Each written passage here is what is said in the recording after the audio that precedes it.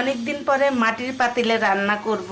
সিলেট থেকে এই পাতিল এনেছি, তো এখনো রান্না করা হয় নাই, তো ভাবলাম আজকে এই পাতিলে রান্না করব মুরগির মাংস। তো বিসমিল্লাহ বলে আমি তেল দিয়ে দিচ্ছি, একটু তেলটা বেশি দিতে হবে যেহেতু আজকে প্রথম রান্না করতেছি এটাতে, এই জন্য আজকে তেলটা একটু বেশি দিতে হবে। তারপর আস্তে আস্তে রান্না করতে করতে এটার তেলটা হয়ে যাবে, তখন আর অত বেশি লাগবে না।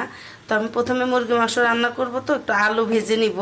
তেলটা এখনও ওইভাবে গরম হয় নাই, তো একটু গরম হতে থাক। আর এই যে মাংস আমি নিয়েছি, প্রায় 1 কেজির মতো মাংস নিয়েছি, 2টা আলু কেটে নিয়েছি।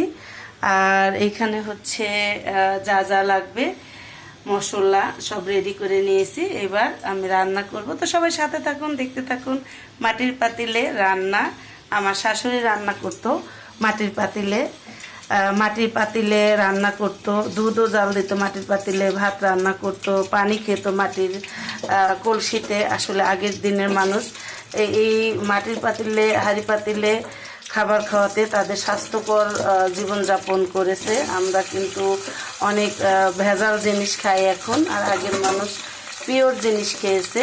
আর এই মাটির পাতিল কিন্তু, মাটির প্লেট, এগুলো খুবই উপকারী। আমরা আসলে যত দিন যাচ্ছে তত মডার্ন হচ্ছি, কিন্তু মডার্ন হওয়ার থেকে গুরুত্বপূর্ণ কিন্তু আমাদের আসলে স্বাস্থ্য সচেতন, যেটা আমরা একদমই করি না।